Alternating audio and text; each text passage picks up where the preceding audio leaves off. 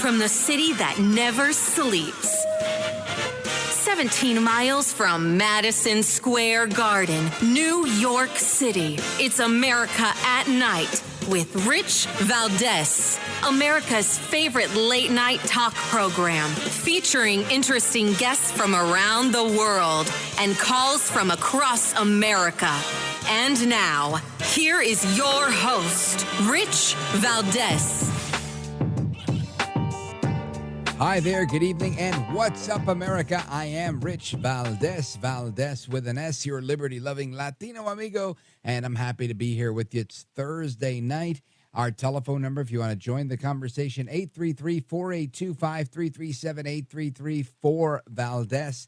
And Donald Trump, the 45th president of these United States, who I like to call Donaldus Magnus El Trumpito, has been indicted again. It's indictment 2.0. This is a federal indictment this time on 7 counts stemming from the Mar-a-Lago raid and what they're calling obstruction of justice. And you name it, they're coming up with all sorts of things because he's got documents. Now, we're going to have a discussion with attorney Kurt Schlichter a little bit later on tonight. As well as with former Speaker of the House Newt Gingrich is coming up next. And we're also going to talk about small business. But I want to start off with talking about former President Trump being ordered to appear in federal court in Miami on Tuesday following his indictment. Trump was indicted on federal charges related to the document handling and obstruction of justice. Now, President Trump alerted the world of what was going on when his lawyers let him know that he was being indicted, and he put out a post on his social media platform, Truth Social, indicating as such, and he followed it up with a video.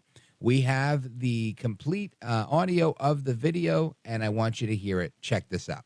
Very sadly, we're a nation in decline, and yet they go after a popular president, a president that got more votes than any sitting president in the history of our country, by far, and did much better the second time in the election than the first. And they go after him on a boxes hoax, just like the Russia hoax and all of the others. It's been going on for 7 years. They can't stop because it's election interference at the highest level. There's never been anything like what's happened. I'm an innocent man. I'm an innocent person.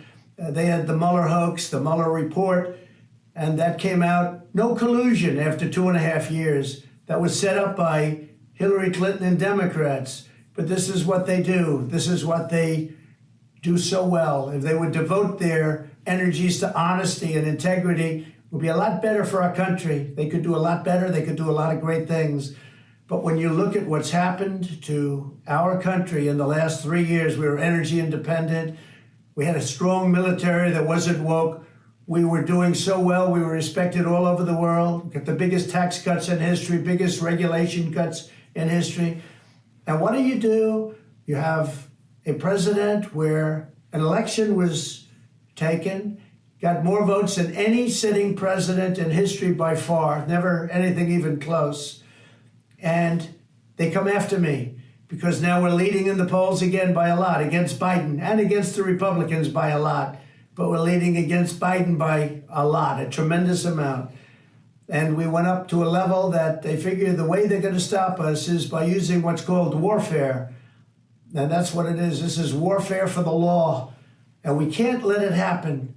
We can't let it happen. Our country is going to hell. And they come after Donald Trump, weaponizing the Justice Department, weaponizing the FBI. We can't let this continue to go on because it's ripping our country to shreds. We have such big problems, and this shouldn't be one of them. It's a hoax. The whole thing is a hoax, just like Russia, just like the fake dossier was a hoax. You saw the Durham report. You saw the Mueller report. It was all a big hoax. You had 2 impeachments, and they lost, and we won. And we had tremendous support. But that was a hoax and a scam. And now they're doing it again. It's just a continuation, 7 years, even after I'm out. but it's called election interference. They're trying to destroy your reputation so they can win an election. That's just as bad as doing any of the other things that have been done over the last number of years, and especially during the 2020 election. So I just want to tell you, I'm an innocent man. I did nothing wrong. And we will fight this out just like we've been fighting for 7 years. It would be wonderful if we could devote our full time to making America great again. And that's exactly what we did. But now, again, our country is in decline. We're a failing nation. And this is what they do. I'm an innocent man. We will prove that again. 7 years of proving it. And here we go again. Very unfair. But that's the way it is. I just want to thank everybody. We are doing something very special for our country. We're putting America first. I always put America first. And that's why we were in a position. Unfortunately, that position is no longer valid because they've done such a poor job. But we're in a position where we're going to make America great again. I'm innocent, and we will prove that very, very soundly and hopefully very quickly. Thank you very much. And there you have it, the 45th president of the United States responding to the indictment against him, saying he's an innocent man. And in my opinion, this is another politically motivated prosecution that hurts all Americans. And this is happening right as our justice system continues to erode. Why? All for the sake of power, the power of the Democrats that are in power seeking to solidify and make more permanent their power. And I think it's disgusting. This is wrong. This is wrong, and it's criminal, right? This is something we talk about often, and a lot of times I'm jaded, and I still am. I don't know that we're going to get to the bottom of this. I don't know that, the people that are using the legal system as a weapon against their political adversaries, whether it's Biden, those in the leadership of the Democrat Party, Merrick Garland, Christopher Wray, whatever and whatnot, whomever and whatever you have. There's so many people. I mean, the list goes on. He talked about the Mueller hoax, the Russia hoax, the first indictment hoax, impeachment hoax, the second impeachment hoax. I mean, he's not wrong when he says that they've been after him for 7 years, and it's 100% true. And nobody's been held to account for that. Yes, you had an FBI lawyer that forged a document and was caught and was arrested for it. And a couple of other people that were caught with their hand in the cookie jar, but there was no real justice done. There was no real accountability dished out for anybody, right? There really wasn't. Durham held a few people accountable. The majority of the actors here, Strzok and Page, right? Lisa Page and Peter Strzok, the lovers that said that they'll do whatever they had to do to stop Trump, and they were caught dead to rights with their text messages. Nada, not a damn thing. Nothing with President Biden, nothing with President Obama, who knew what was going on. I mean, the trail of bodies that are implicit here and implicated in going after Trump is a long line of bodies. And none of them have been held to account. But one thing I know that is true and is accurate and correct. Trump's right here. We can't allow this to go on anymore because our country is suffering as a result. Straight ahead with his reaction and to discuss his new book on the Republican Revolution, former Speaker of the House, Newt Gingrich. Don't go anywhere. This is America at Night with Rich Valdez.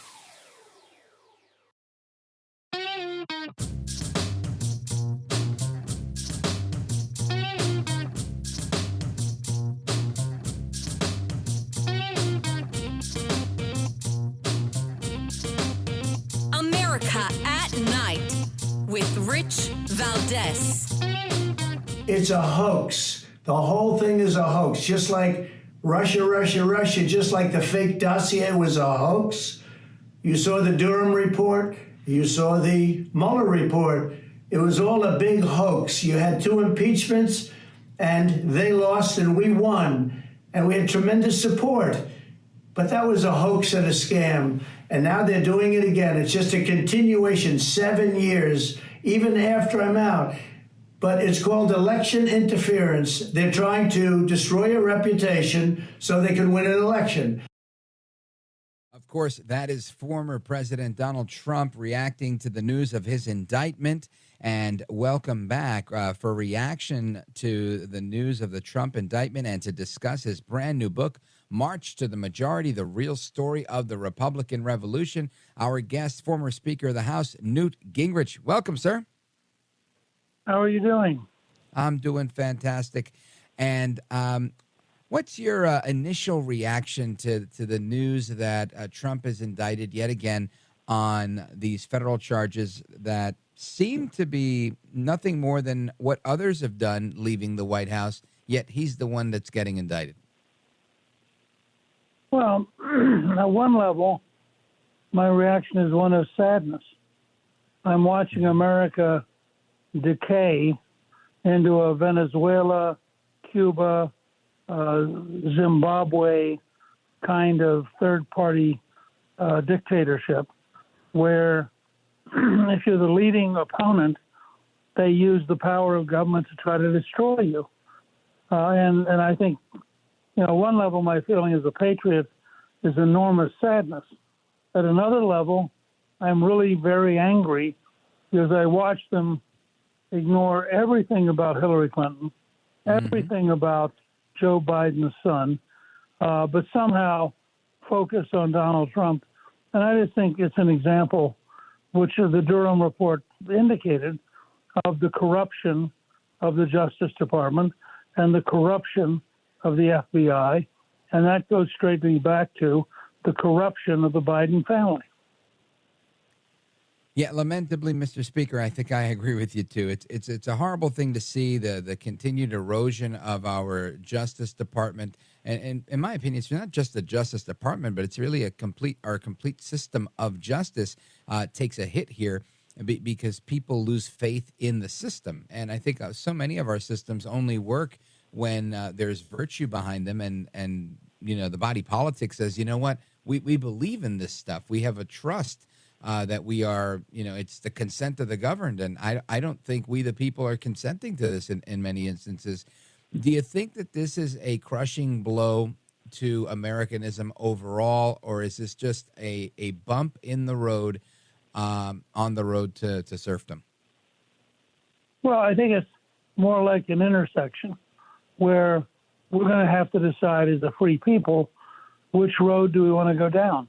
Do we want to go down the road of corruption and wokeism and anti-white racism and weird sexual behaviors, including people dressing up like nuns and deliberately insulting the Catholic Church?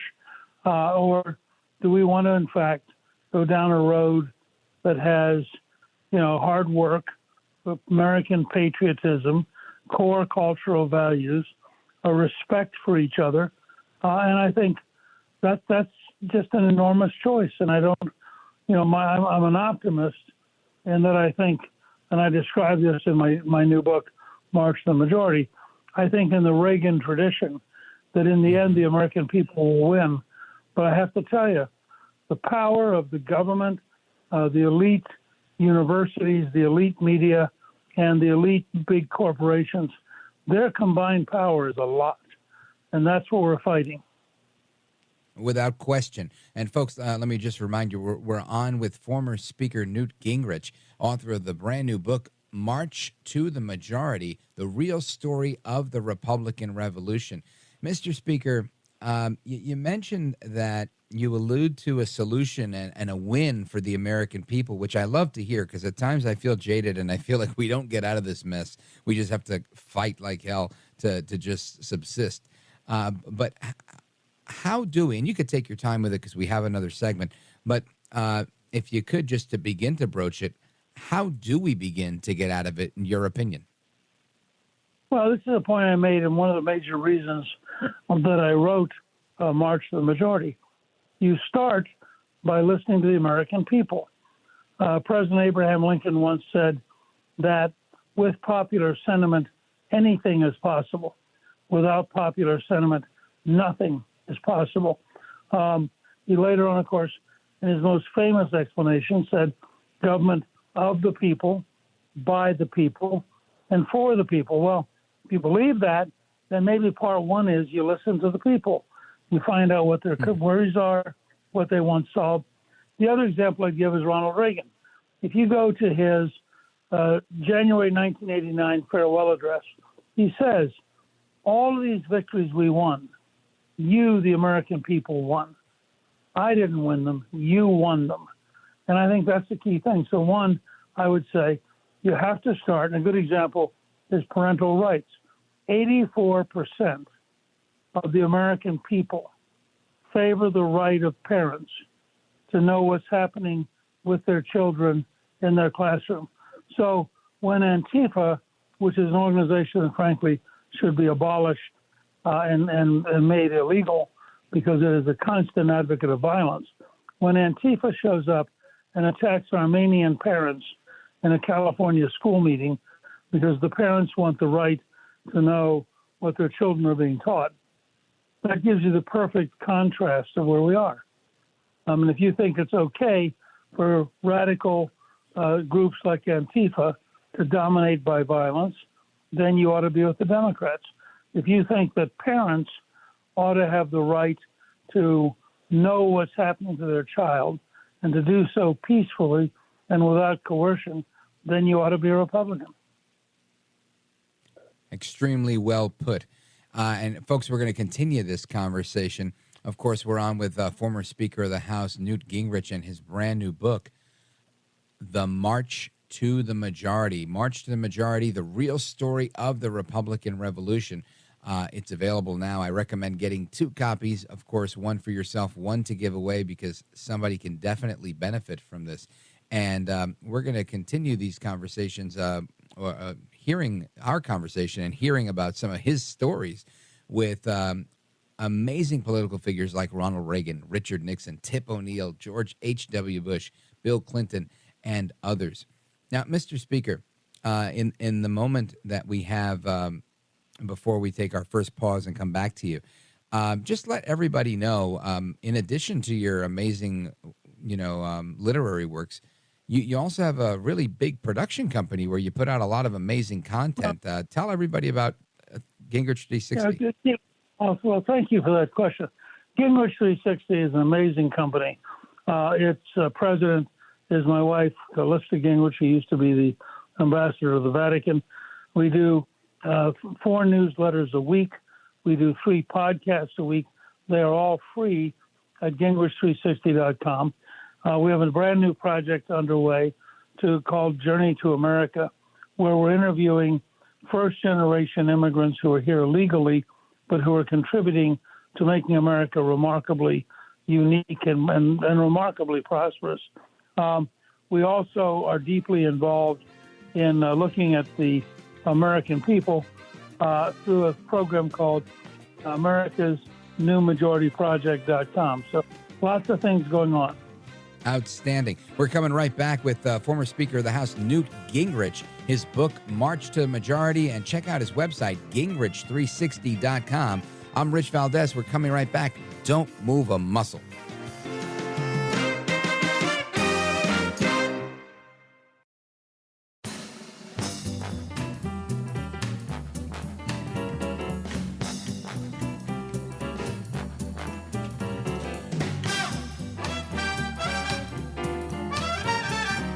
This is America at Night with Rich Valdez. I was a Democrat for about 55 years, and as Governor James Burns of South Carolina a few years ago said, he said the Democratic Party I didn't leave it, it left me. And I think that they moved so far to the left in 1984 that I just couldn't go along. And I have been more at home for a number of years with the national platform of the Republican Party, and I finally made it official. All right, folks, that is the late Reverend Pat Robertson. He was giving some thoughts to the former host of this very program, Larry King, in that old clip that we dug up. And Pat Robertson was discussing how he had become a Republican during Reagan's campaign. And there's so much that comes from that. And who better than former Speaker of the House, Newt Gingrich, to A, react to Pat Robertson's passing, and B, share some stories from his interactions with Ronald Reagan. Mr. Speaker, welcome back. Well, listen, it's great to be back. And I have to tell you that Pat Robertson was a remarkable person, a pioneer, a man who early on figured out that television would be the way to reach people and to convert people. It's called the 700 Club because he went out one night and said, if I could find 700 people to put in $10 each, I can open up a small local TV station. That grew into a nationwide system of considerable impact. He was a very close confidant of Governor and then President Ronald Reagan. And I would say that he ranks with Jerry Falwell as the two guys who most created the whole process of bringing devout Christians into the Republican Party and recognizing that the challenge of the left on core values was so great that people who traditionally had not been political had to get political just to defend themselves. So I have great memories of Pat. He was a wonderful person, deeply, deeply devout, but with a very big heart and a very open spirit. And folks, we're on with former Speaker of the House, Newt Gingrich. He's the author of the brand new book, March to the Majority, the real story of the Republican Revolution. And in the clip that we just heard, we heard about Pat Robertson saying he'd become a Republican and went on to do great things with the Christian Broadcasting Network and the 700 Club, the aforementioned 700 Club, and founding Regent University. But, of course, the moral majority and the silent majority was he was part of that. And Newt Gingrich, I know that you've crossed paths with so many people on your travels, both politically and academically, and I know you've written about them in this new book. Tell us a little bit about your interactions with Ronald Reagan. Well, Reagan, of all the people I've ever worked with, was the most impressive. I started studying him in 1965 when he first ran for governor. I began working with him in 1974. And, of course, for his entire 2 terms, I was in Congress, and we worked together on many projects. And I would argue that the contract with America in 1994 stood on Reagan's shoulders. I think every single item in the contract is one that Reagan would have supported.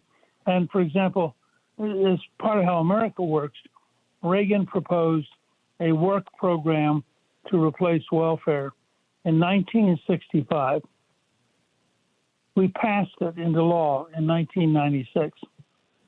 And the liberals have done everything they could since then to undermine it. But it gives you a sense of the history and why I say we stood on Reagan's shoulders. The 4 balanced budgets we got negotiating with Bill Clinton, the only time in your life that we've had 4 consecutive balanced budgets. That came from a series of steady, methodical activities. And part of the purpose of writing March to the Majority was to lay out almost a playbook, if you will, for people who want to learn how to be effective in politics. And I felt that really, of all the people I've worked with, Reagan was the most in control, the most pleasant, the best communicator, and had a core set of values, which I always recommend to people. Go to YouTube and pull up a Time for Choosing, which was Reagan's great speech in 1964 for Barry Goldwater. He didn't change. He once said, I kept saying the same things and the world came around. But his core beliefs were at the very heart of who Ronald Reagan was. And as we fast forward a little bit to today, where we have Speaker McCarthy trying to do the yeoman's task to bring about a modern-day contract with America, how do you juxtapose the real story of the Republican Revolution and what's going on today? Well, I think in some ways Speaker McCarthy's had a great opening 5 months. He set out over 100 days ago to force President Biden to accept spending cuts and reforms as part of a debt ceiling increase. Every single time he talked to the news media, he said, I really want to get to a debt ceiling increase because I do not want to have a default, but I also wanted to have spending cuts. And gradually, over about a 3.5-month period, President Biden realized that he really had no choice. He either had to negotiate with McCarthy or he was never going to get any of the money he needed. And to their very great credit, the House Republicans sided with McCarthy and said, Mitch McConnell, who had been the probably most prominent deal maker in the last 20 years, when he came out and said, look, when Speaker McCarthy passed a debt ceiling bill in the House, he earned the right to negotiate this. We're now going to support him. Well, that was a huge change from the normal House-Senate bickering and arguing, and I think it was a big factor in why ultimately Kevin McCarthy has been so successful as Speaker of the House. And I guess final point to you is let everybody know why they've got to get 2 copies of this book, March to the Majority. I love the 2-copy model, one for yourself and one to give away to somebody. Look, I wrote March to the Majority because I believe we're right back where we were with Jimmy Carter and Ronald Reagan. I believe with the right principles, the right policies, the right approach, that we're going to be able to once again solve our problems as we did in the 1990s. And I think that March to the Majority shows you, almost like a playbook, how every citizen can be effective, every congressman or state senator can be effective. And I think it's a step towards a more profoundly self-governing American system based on solid constitutional and conservative values. Well, folks, you heard it here first from former Speaker Newt Gingrich. Make sure you check out the book. Get 2 copies, one for yourself, one for a friend or an enemy. It doesn't really matter. Either one of them can benefit from it. March to the Majority, The Real Story of the Republican Revolution by Newt Gingrich. Check him out on all the social media at Newt Gingrich. And, of course, check out his production company, Gingrich360.com. They put out some good, really solid content, and I recommend it. Mr. Speaker, I want to thank you for being with us. We appreciate it. Great talking to you. Thank you. Likewise. Folks, there is more to come straight ahead. Your calls and more. We're going to discuss all of the hottest stories of the evening. If it happened during the day, we're talking about it here at night. I am Rich Valdez, and we're coming right back. This is America at Night with Rich Valdez. Call now, 833-4-VALDEZ. That's 833-482-5337. 833-4-VALDEZ. That's Valdez with an S.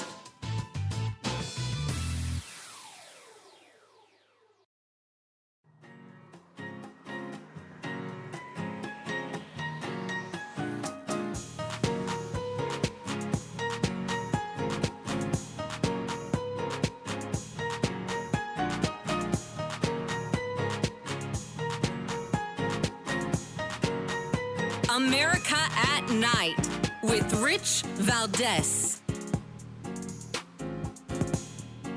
All right, America, welcome back. Rich Valdez. And, today, or is it today, or maybe I guess once the clock strikes midnight on June 9th, I believe it was June 9th, 2019, I had the privilege of marching in the National Puerto Rican Day Parade in New York City.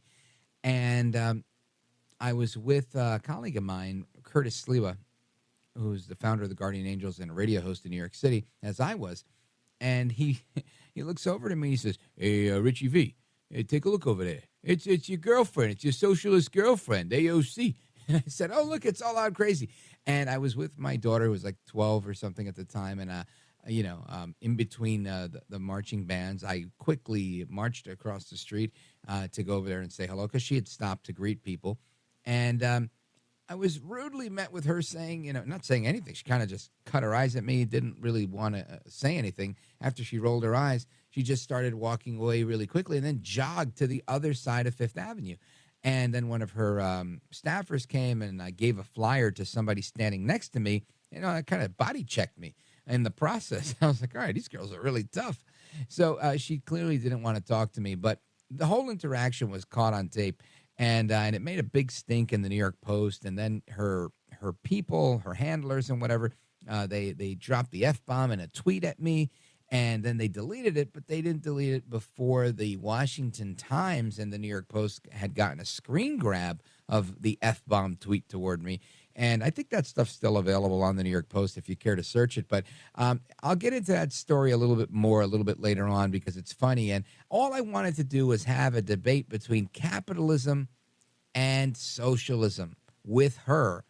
But she didn't want to do it. It's like America's biggest secret, this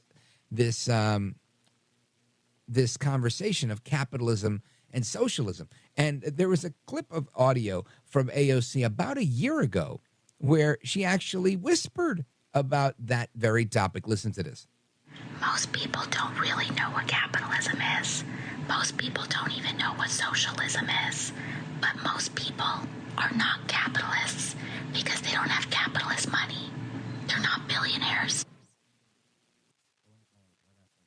Yeah, so you don't have to be a billionaire to be a capitalist. If you believe in a free market, you're it, right? Tag, you're it. You're a capitalist, according to Marx and AOC.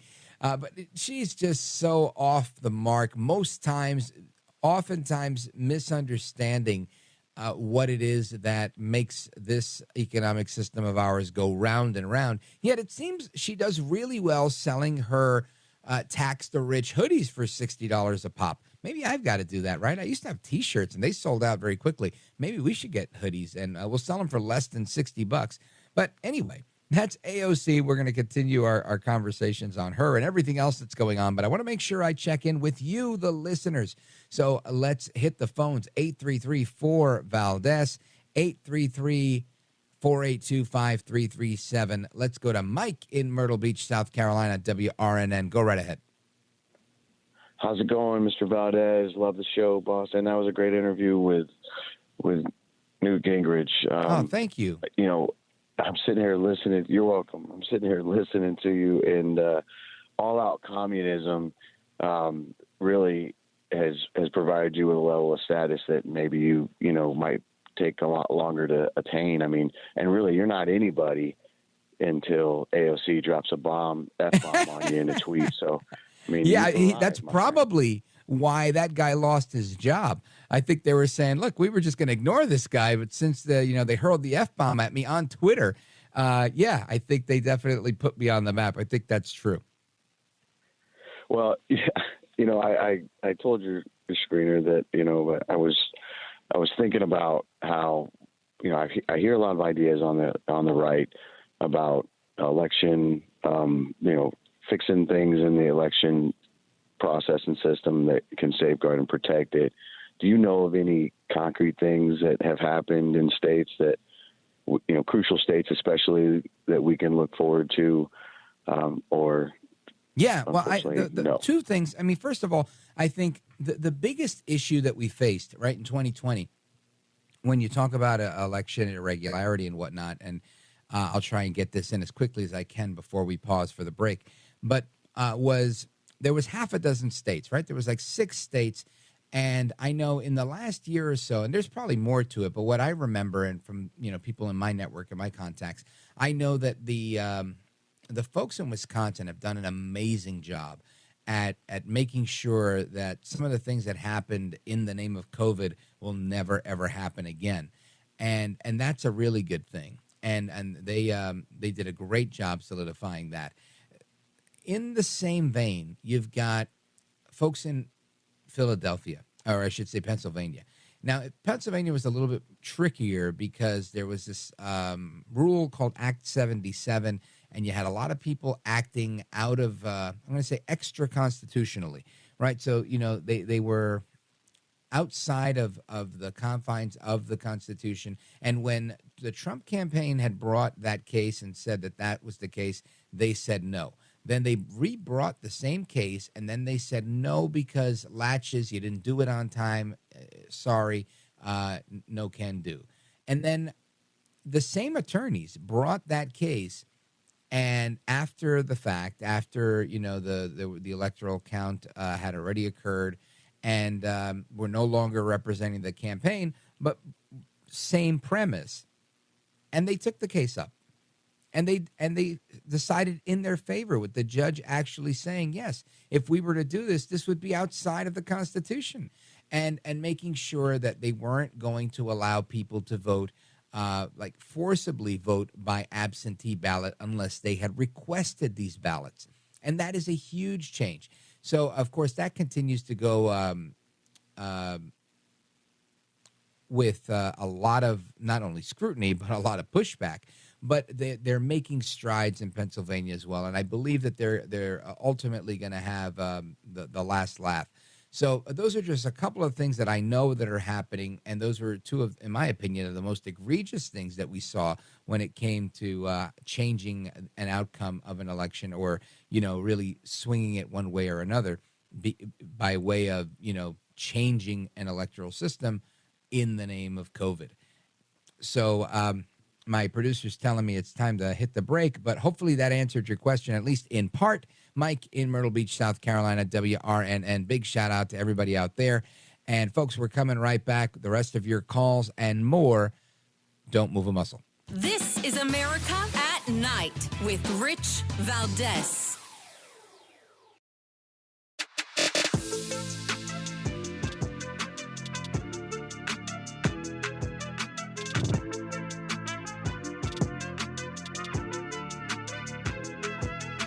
America at Night with Rich Valdez.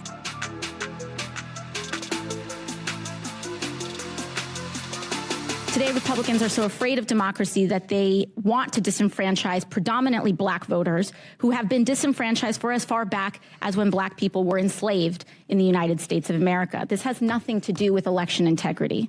This is about racial control, and this is not new. Of course, that is Congresswoman Alexandria Ocasio-Cortez, AOC, all out crazy, my least favorite congresswoman from the Bronx and Queens, at a committee hearing just the day before yesterday.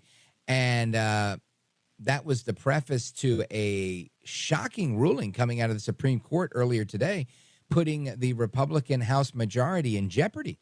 The case, Allen versus Milligan, apparently was taking issue on whether the Republican House seats in Alabama are in violation of the Voting Rights Act. And the Supreme Court on Thursday, earlier, struck down the Republican-drawn congressional districts in Alabama that some civil rights activists that are taking exception say discriminated against black voters in a surprise reaffirmation of the landmark Voting Rights Act.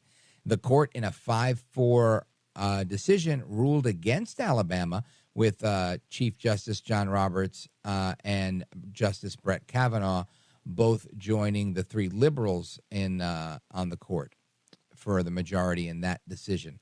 So they ruled against Alabama, meaning the map of 7 congressional districts, which heavily favors Republicans, will now be redrawn. And that may change the balance of power for Republicans in the House of Representatives. So we'll continue that discussion as well, maybe in the third hour, and as well as tomorrow as well. And in the next segment, when we catch up with attorney Kurt Schlichter, who's joining us right after this. I'm Rich Valdez. Don't go anywhere.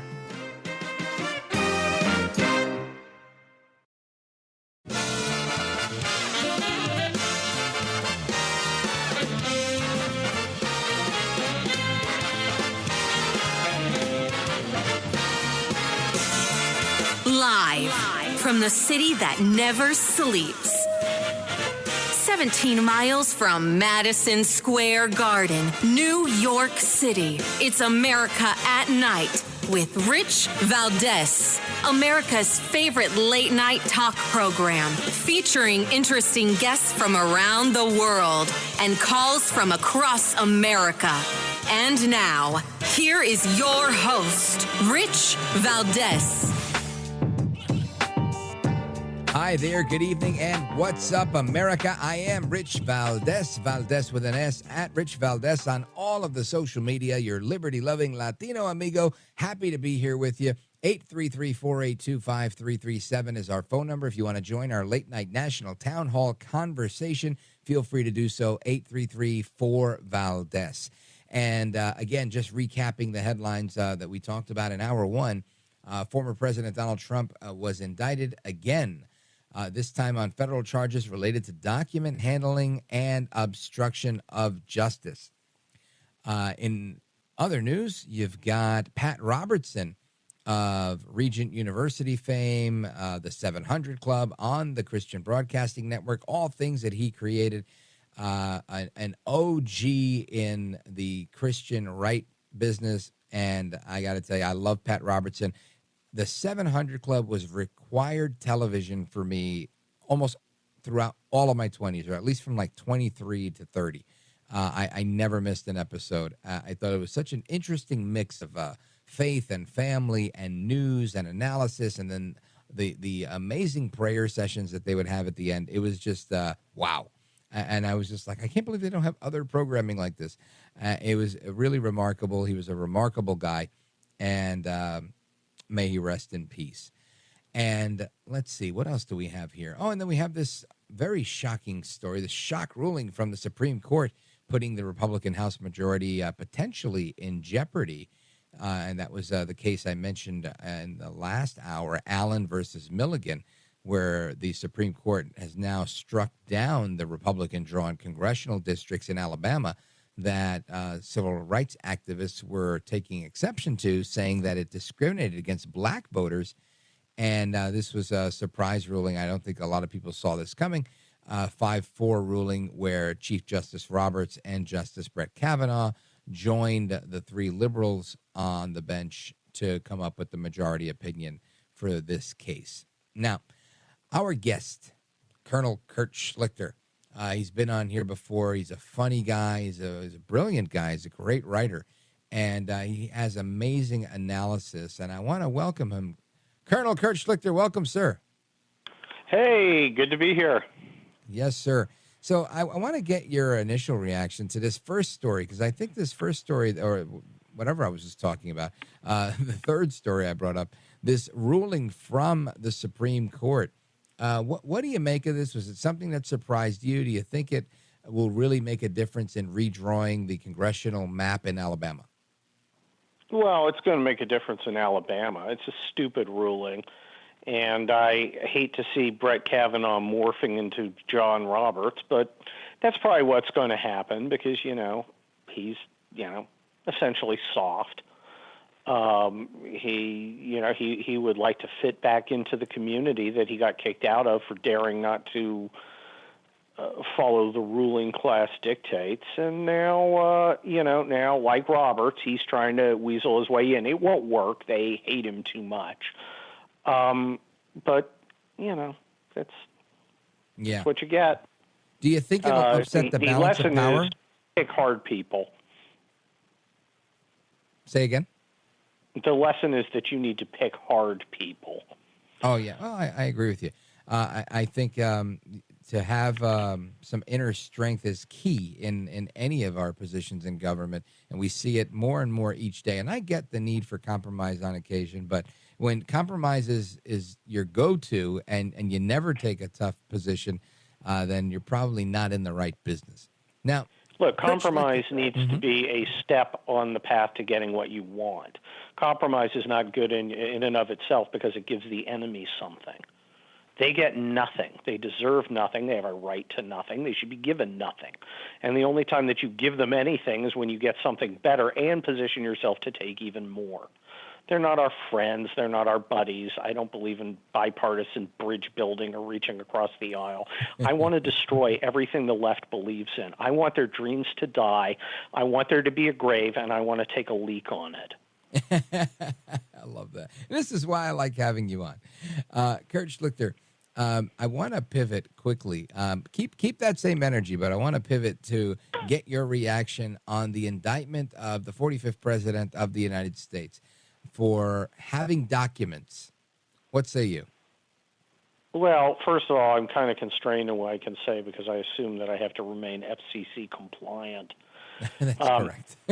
Now, I'm a lawyer, but I don't know why you're asking a lawyer about this. It has nothing to do with law. It's just merely the exercise of raw power in the way that fascist governments always exercise power. A lot of us veterans tonight are sitting around going, "God, man, we were suckered." We played along, for years and years, believing in the Constitution, and then we have these guys come out and treat it like a hobo in San Francisco treats the sidewalk. So what do I think about it? It's a lie and a scam. They're all lies and scams, but in a way they're liberating, Rich, because now we're not constrained by norms or rules or guardrails. For a long time they got to skip along because we didn't want to upset the apple cart. Hillary Clinton not prosecuted when she is manifestly guilty of all the crimes they falsely accused Trump of. Right. And, we didn't prosecute because of the norms. I'm hoping we're strong enough not to make that mistake again. The only way that they'll learn is through pain. And I propose we provide agonizing pain to them. And if it doesn't teach them a lesson, at least they suffer. Yeah, well put. Now, let me ask you this, because we saw this happen already with the Alvin Bragg case that they brought against Trump out of New York. And everybody thought this was the end of the world. This is how we're going to stop Trump. And, in fact, it didn't stop Trump. He raised a bunch of money off of it and shot up. He didn't raise that much. He didn't raise that much. He's not raising money. He's not getting a lot of money, and a lot of people are saying, "Well, it's going to help him." His pitch, right? I mean, the stuff I've seen says, "Look, if you're doing bad because of Biden's economy, don't give me anything. But if you can, go ahead and give me some." And I thought, what a modest approach to fundraising. Trump has a good argument that he was a good president for at least 3 of the 4 years. But he's the question. But here's the problem. He's got He's got a ceiling of 47% in November of 2024. 53% of Americans will never vote for him, and it's not right and it's not fair. And a lot of those 53% of Americans are stupid. But that's the battlefield we're on. See, I'm utterly unsentimental about politicians. I don't work for Donald Trump or any of the others. I don't get paid by them. I'm not their friend. They don't call me up and, I sit there kicking my feet on the bed at night going, "What you doing?" Of course. Okay. They're not my pals. They are merely avatars. They are tools for obtaining a political result I want. And I'm utterly unsentimental. I don't care what happens to Trump, except in the sense that I like having a free country. And I like to win. I think it is a grave error to nominate somebody who has a ceiling of 47%.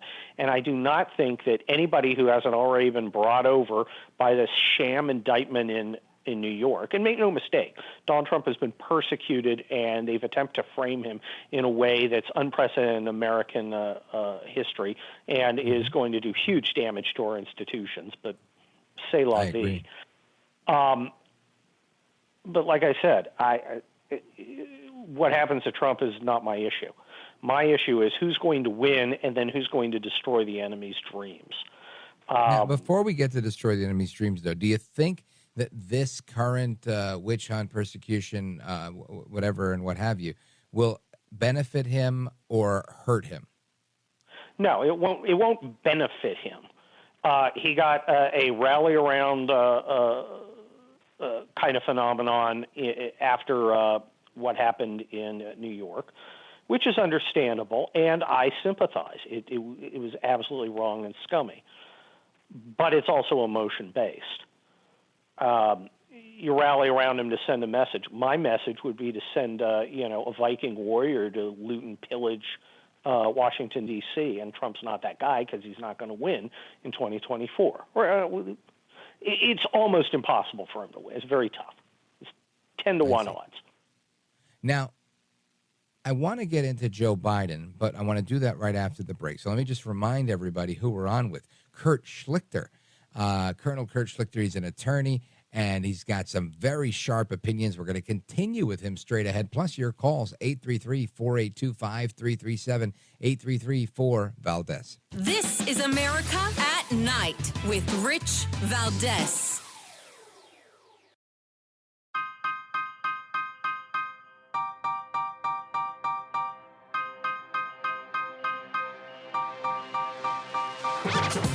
Well, thank you, Rich, and thank you for everything. I know you very well, and I listen, but I have a lot of people that listen, and they love your show, and I appreciate it very much. America at Night with Rich Valdez. All right, America, welcome back. We're on with Kurt Schlichter. He's got an amazing column in townhall.com. You got to check him out. Kurt Schlichter, you've got a piece, a brand new one, titled, Who Do the Dems Replace Biden With? And right now, he's the guy, he's the front runner. You've got RFK Jr. is throwing his hat in the ring, but many believe that he just doesn't have the wherewithal to get there, to get across the finish line. So walk us through this piece. Well, look, Joe Biden is a creepy pervert and a demonstrated mental defective. His senility is in like a kind of a horse race between Seabiscuit and Secretariat. Senility and stupidity. I don't know who's going to come in first, but they're going to set a new track record. The thing is, as dumb as he is, he's an empty husk on par with Dianne Feinstein or John Ogre Fetterman. None of that matters because he's simply an avatar for leftist garbage. He's an empty vessel. They pour their commie crap into him, and then he goes and does it. So they don't care about any of that. They will weekend and Bernie's him through the next 5 years if they can. The problem is the guy's like 168 years old, and actuarially speaking, you got to short this guy, right? There is a chance that he's going to fall and break his hip, or the machinations of time will call him to his reward, whatever. There is a real chance that he's just not going to physically make it to the next election. So we got to figure out who's next. And you look at their bench, okay? Look, I'm not a sports ball guy, but it's like, I don't know, maybe the 61 Mets, they're just not very good.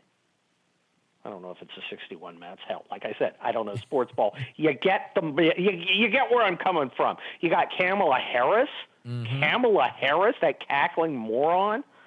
I mean, people think she's stupid and evil and greedy and venal and incoherent, and that's just the people who work for her. Okay, this is a woman who got like 1% in Iowa. Asa Hutchinson's going, I did better than her. And Asa Hutchinson sounds like he ought to be running a chuck wagon on a cattle train, not running for president. But then who else you got? Pete Buttigieg, the war hero. I mean, he's no Dick Blumenthal. You've got RFK Jr. Well, even the Democrats think RFK Jr. is crazy. I am baffled by this whole Republican fetish for RFK Jr. I'd sooner hop a ride home from a freaking keg party with a Kennedy than have one of them be president again. I mean, look, RFK, here's the appeal to him. He's nice to conservatives sometimes. It's like Tulsi Gabbard, who I like, but she's a leftist, so I wouldn't give her any political power. Yeah, I'm with you on that one. I've always not been like baffled by people saying Trump should pick her as a running mate. I'm like, why? Why would we do so? She was Bernie Sanders' vice chair like 5 minutes ago. I don't understand how we get from one to the other. I really don't. It's like we're the nerds at high school. The pretty cheerleader smiles at us, and suddenly we think she's our girlfriend, and she's going to take us to the prom and put out in the parking lot. I don't think so. All right, not in the cards. Now, of course, we got my own governor, Gavin Hairstyle, and he's sniffing around. It couldn't be any more obvious.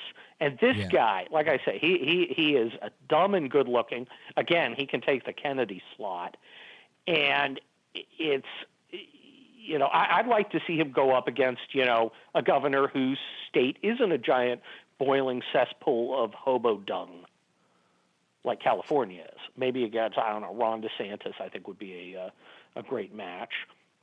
But on the Democrat side, how do you get somebody to replace Biden if you don't have anybody on the bench to do it? Oh, well, they'll all fight it out like a bunch of sharks in a feeding frenzy, and I will enjoy it. I will enjoy them ripping each other to shreds. It'll be hilarious to me. But I think that's what's going to happen. Now, I think you'll see. Go ahead. Well, I think you'll see a bunch of like shady maneuvers, particularly if if they have to replace him after the nomination.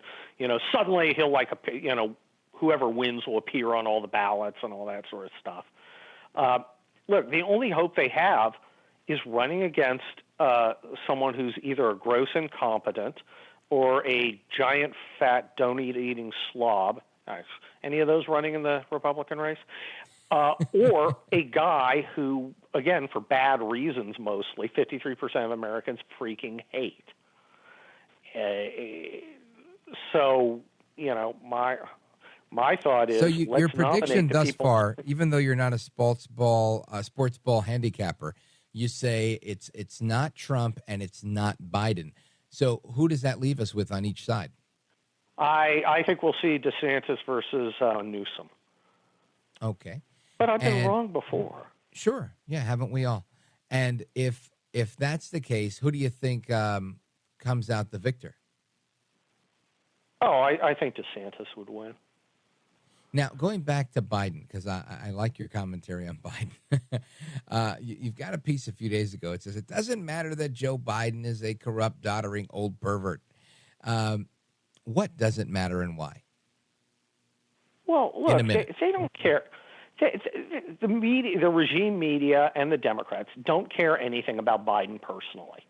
He's a tool. I actually admire their ruthlessness because they're utterly unemotional. They've got this gibbering mutant Matlock superfan who should be sitting in a rocker wrapped in a shawl eating his mush, and they're just using him to put in their Marxist program. And they just don't even care. They're just totally ruthless about it. I actually admire that.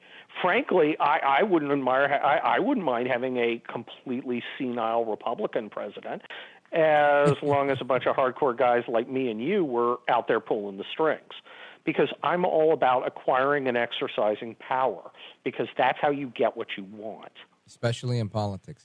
Folks, let me just remind everybody, we're on with Kurt Schlichter. Now, in addition to his amazing column in Town Hall, which is chock full of funny things and some very, very sharp cutting remarks, there's also a series of books he's written. The latest, Inferno. That's the Kelly Turnbull book number 7. Make sure you check that out on Amazon or wherever you get your books. Kurt Schlichter, let everybody know how they could follow you quickly.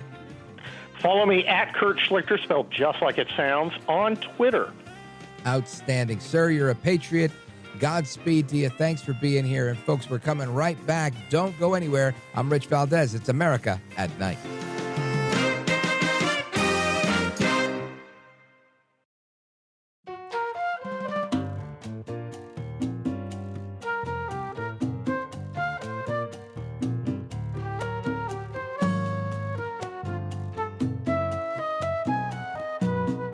This is America. This is Night. This is Rich Valdez. I don't think ever in the history of human endeavor has there been as fundamental potential technological change as is presented by artificial intelligence. It is staggering.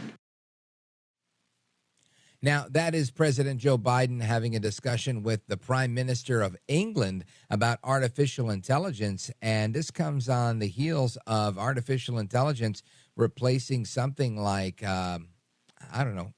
4,000 jobs, I think just last month. So this is obviously not only hurting big businesses, but small businesses alike. Now, small business is something that's always been near and dear to my heart because, I came up as a small business owner, and it's, in my opinion, the backbone of the American economy.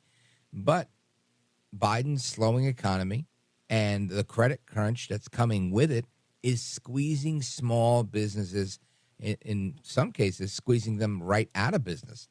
So I wanted to get to the bottom of that, and also any of the small business owners that listen to this program, I wanted to give you some tips from Brent Garrett. He's author of the upcoming book, Swirling the Drain, Why Small Businesses Fail and How to Stop the Leaks. Brent Garrett, welcome to the program. Thank you, Rich. Good to be with you this evening. My pleasure. Thank you, sir.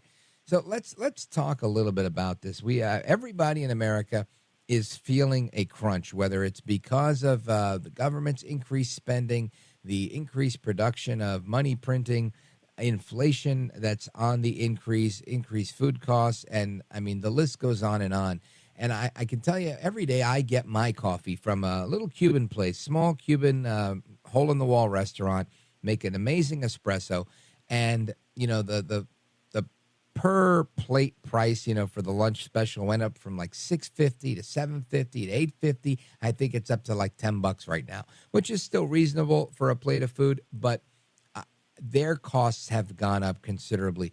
And we always, compare notes and have some shop talk when I go in to get my coffee. And I know that he's not the only small business owner that's dealing with that. They're dealing with it everywhere. So, Brent Garrett, let's talk a little bit about how frustrated and angry small business owners can, first what they're facing, and then B, how they get out of it. Yeah, the Fed's putting the brakes on the U.S. economy, and they're doing that with the one tool that they have, and that's raising the cost of borrowing money. It's trying to sidestep a severe recession. As a small business owner myself of about 35 years, I'm a plumbing and air conditioning contractor. It is extremely difficult to keep up with the changes, and you're right. Small business is the backbone of the economy. It's 99% of the businesses that are made up in our country. And so, what does that mean for a business out there? I was just talking to a carpet cleaner and a flooring contractor in the Northwest, and he was just telling me his sales are declining, consumer confidence is down, discretionary income's down, still having some difficulty with raw goods, skilled labor. By the way, that number that we're down for most Americans, about $7,000 a year. Absolutely. So when you're talking about remodeling your home and putting a new floor in versus paying that extra money for your lunch that you were talking about, that's going up and up, it's erupting in a crash where on the consumer side, they don't have those discretionary dollars to spend. On the business side, interest rates have nearly doubled in the last 12 months. Back in March of 22, we were right around 4.25%. Well, the Fed's raised that and nearly doubled that. So just for me or any other small business, a standard loan or credit lines of credit to just operate their business, this isn't money going in their pocket, this is just to meet their obligations, has gone from about 5.5% with the SBA now at 10.5%. Well, that's a significant amount of cost to a small business in trying to pay their bills. Right. And so what's that look like? 40% of small businesses last month were late on their rent, meaning that they were delayed. That means that they're making choices now. These are the robbing little Peter fractures. To pay Paul, right? Do I pay labor or do I pay my rent? Robbing Peter to pay Paul. Exactly. That's crazy. If you have to think, you make a choice between paying labor or paying, whatever your overhead is. Well, and then on the lending side for banking, I was talking to a small commercial lender.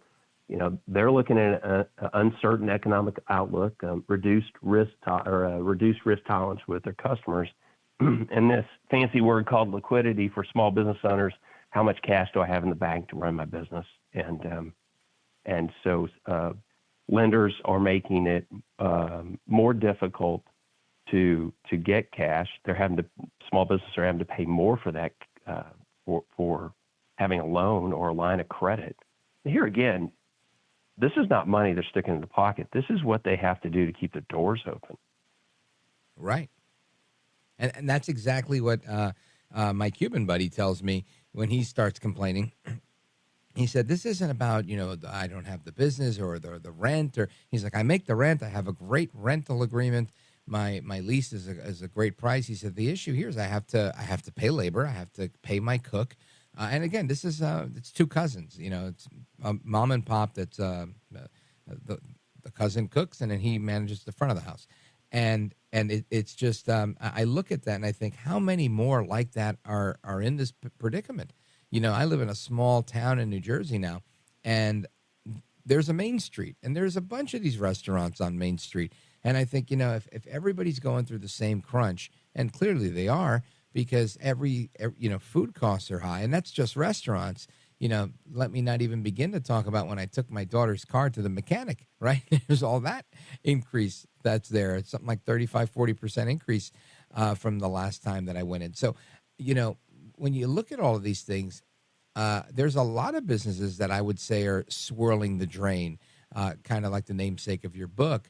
How do you recommend that some of these small businesses prevent a failure? And I don't want you to answer just yet. I want you to mull it over, and we'll get your response on the other side of the break. And let me remind everybody, we're on with Brent Garrett. He's the author of the upcoming book, Swirling the Drain: Why Small Businesses Fail and How to Stop the Leaks. We're discussing the current state of affairs of small businesses in the United States, and your calls are welcome. 833-482-5337, 833-4-VALDEZ. This is America at Night with Rich Valdez.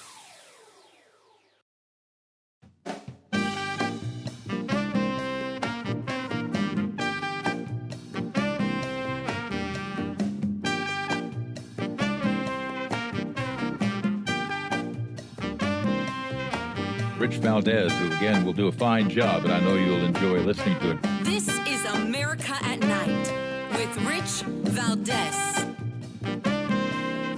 So frustrated and angry small business owners are losing trust in the financial system as banks become more tight-fisted, and they don't want to lend the money as much, and they're charging it twice as much to borrow it as they were just a year ago. People are getting rejected for loans, and prolonged borrowing approvals are becoming the norm just to operate their business. So this is obviously squeezing small businesses and jeopardizing their stability. Our guest, Brent Garrett, he's the author of Swirling the Drain: Why Small Businesses Fail and How to Stop the Leaks. Brent Garrett, in a situation like this, what can you offer small business owners that are listening on how to stop the bleeding? Well, the first thing I would say, Rich, is protect your mindset. I've been a small business owner for 35 years, and in a capital-based free market economy, we're going to have ups and downs. And first thing I would want to say to everybody is breathe in, breathe out, stay calm, make a plan. And this one might be a little tougher than others. I don't think it's as bad as 07, 08. But protect your mindset. There are some things out there that are challenges, but we're always going to have challenges. So when you talk about how do you handle an economic downturn, and I've been through 3 to 7 in my business career, this is my plan. Planning is the key. And why we can debate that, Rich, and I've got some thoughts on that, but why is not a good question for your small business. What now? What do I do with these sets of challenges in front of me? Number one, marketing and sales. Your sales funnel is the most important thing you do. Put your best sales team out front. If that's you and your small business, most small businesses are less than 10 employees. That means that the owner's out there driving and selling his business. Absolutely. Your sales are the lifeblood of your business. Don't take your eye off of that. So make sure you understand your marketing. What are you going to do to drive leads?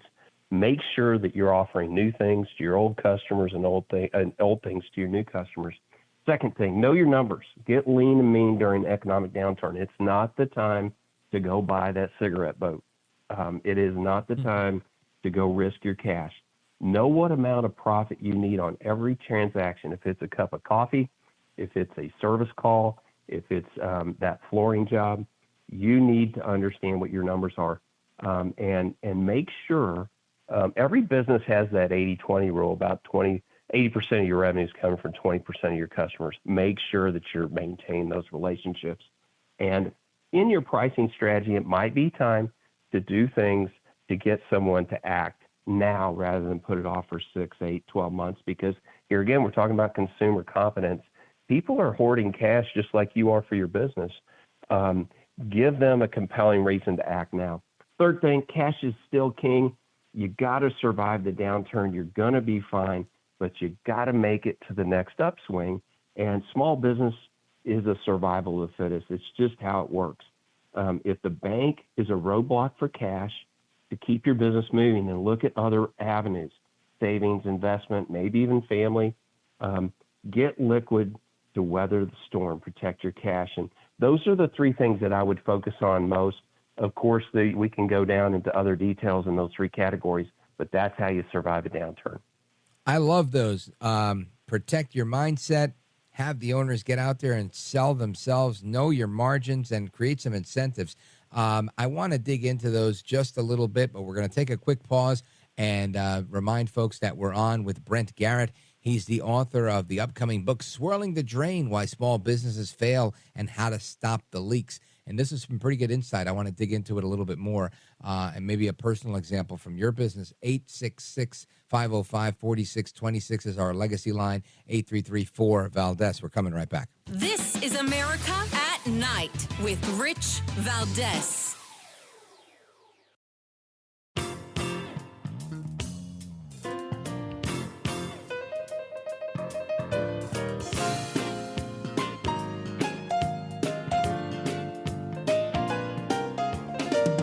Call now, 833-4-VALDEZ. That's 833-482-5337. 833-4-VALDEZ. That's Valdez with an S. All right, America, welcome back. We're on with Brent Garrett. He's the author of Swirling the Drain, Why Small Businesses Fail and How to Stop the Leaks. Plus, we're going to get to your calls right now, 833-482-5337. Brent Garrett, we have about 4.5 minutes, and I'm going to give you an assignment. The assignment is, we're going to talk to a caller who has a question, and in addition to answering his question, I'd like you to answer mine in the same time frame, which is try to figure out a way to weave in how you could coach a small business owner on how to make these interesting decisions and using creative financing to struggle to get through a struggle that presents itself. Let's go to John in Fort Worth, Texas on KLIF. John, welcome. You're on with Brent Garrett and Rich Valdez. Go right ahead. Hey, thanks, Rich and Brent. Hey, so I'm still digging out of the February freeze. I got my remodel done, and I'm getting ready to do my flooring. However, with the interest rates going up, is my cost basis going to go up as well? And is it going to be worth me to just wait? Excellent question, John. Brent Garrett, go right ahead. So, John, I just want to make sure I understand. You're a homeowner, and you're deciding whether you want to replace your floor or not, or you're a contractor. No, I need to replace my flooring because I was in the February freeze a couple years ago in the Dallas-Fort Worth area. And so we've got our remodeling done, but now we're down to flooring. So what's the cost basis going to be on me? Am I going to have to pick up the contractor's increase in interest? Sure. I think you're in a really competitive environment. And if you, once again, on the consumer side, cash is king on your part too. Flooring contractors are hungry and competitive for needing those sales that I was speaking of in the prior segment. I do know a little bit about the Dallas market. It's a bit insulated from what's going on. I live in Dallas myself, and I don't think they're slowing down. They're hitting a speed bump. And so I would suggest that you get 3 bids talk to the contractor, understand what the customer experience is by maybe asking for referrals to make sure you get a good job. And then don't be afraid to ask them about where they are in their workload. A good tip is if they're booked out 2 or 3 months, they're probably not going to come off their price. But if they need that job next week, that might be somebody that you might want to talk to about getting a more favorable price to get that done. As far as products, I'm not a flooring contractor, but I've been in the home service, so I've got a plumbing and air conditioning business. There are a number of alternative products, and there's great financing available. Now, you may pay a higher interest rate, but some of those are same as cash with good credit. So if I'm looking at it from the consumer side, hey, if I can get 12 to 18 months, same as cash, and I've got the cash sitting in the bank, I really think we're going to ride this out over the next 2 or 3 quarters. Inflation's starting to get down under 5%. I think the Fed's coming out, and they may ease. They may not even raise rates. I don't have a crystal ball on that, but I do see the pendulum swinging. We were at 8% last year. We're down, I think, in the last month or two, under 5%. So if there's some same as cash offers out there, and you know you can pay it off in 12 to 18 months, then go for it and save that money, finance it, pay that smaller amount, and just make sure that you earmark that savings to pay it off before you hit that 18-month or that 12th month, because it'll be punitive for you in interest if you go past that 12th or 18th month. Thank you, John. I appreciate it. Brent Garrett, I want to go to Mimi in Atlanta, Georgia, WGKA. Mimi, very quickly. Hi, thank you for inviting me to speak. I'm a small business owner in Atlanta, Georgia. A yoga business was thriving prior to 2020. Our business was put on freeze because we weren't allowed to meet, et cetera. So I'm trying to resurrect my business, but the challenge I'm running into is unaffordable retail space because honestly, like BlackRock, I don't know, these companies from North Carolina and California have come in here and like turned. And it's unaffordable, right, Mimi? I don't mean to cut you off, but I want to get a response from Brent Garrett. We got about a minute to go. So, Mimi, if you're selling a product and retail storefront space is a problem, I would suggest. I always say to our team, the problem's not the problem. The problem's the way we're looking at the problem. If we could figure out some way to go to market without retail storefront, perhaps you start changing your strategy toward selling online. I don't know what your product is. I know we're on a short timeline, but if there's a possibility of you working out of your home or selling online or streaming your product, I would look at those first. All right. Thank you, Mimi. I hope that helps you with your yoga business. Brent Garrett is the author of Swirling the Drain, Why Small Businesses Fail and How to Stop the Leaks. Brent Garrett, thanks for your time tonight. We appreciate it. Thanks for having me on, Rich. Have a good evening. You bet. All right, folks, more to come straight ahead. Your calls and more on all of the hot topics of the evening. 833-4-VALDEZ, 833-482-5337. It's Open Phone America, and it starts right now. Don't go anywhere.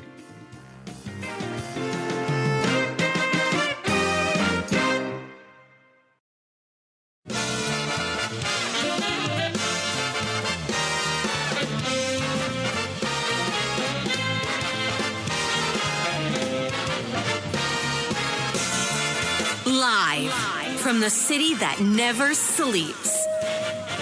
17 miles from Madison Square Garden, New York City. It's America at Night with Rich Valdez, America's favorite late night talk program, featuring interesting guests from around the world and calls from across America.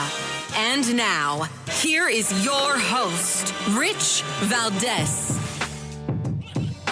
Hi there, good evening, and what's up, America? I am Rich Valdez, Valdez with an S, at Rich Valdez on all of the social media, and welcome to our program. It's hour number 3, known as Open Phone America. This was a name given to this part of the program by the late Larry King and maintained for 3 decades by the late, great Jim Bohannon, and we're doing it here as well.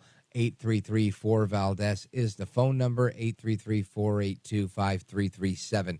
Your calls on any topic are welcome. And again, some of the stuff that we talked about tonight were, the impact on small business of the slowing economy and the credit crunch that goes with it and how it's squeezing small businesses into a very difficult spot.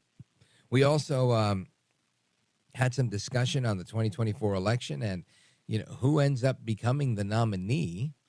And, of course, we spoke with Newt Gingrich about everything going on in Washington, including the latest indictment of President Donald Trump. Document handling and obstruction of justice, of all things. Interestingly, everybody else who's ever committed this infraction that they're claiming he committed has never been charged. Go figure, huh? But Trump took to the airwaves on Truth Social, put out a video almost immediately around 7:30 this evening, and here's what he had to say. They go after a popular president, a president that got more votes than any sitting president in the history of our country, by far, and did much better the second time in the election than the first.